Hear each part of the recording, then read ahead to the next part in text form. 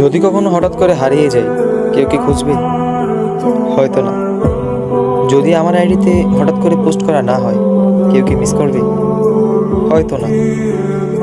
Inbox হয়তো message আসবে, scene হবে না, রিপ্লাই পাবে না, পড়ে থাকবো ওইভাবেই। কেউ কেউ হয়তো অপেক্ষা করবে, এই বুঝি আসলো অনলাইনে। আবার কেউ কেউ তো টেরই পাবে না যে কেউ একজন হারিয়ে গেছে। হঠাৎ কারো একটা সময় হয়তো মনে পড়বে যে কে জানি আর নেই।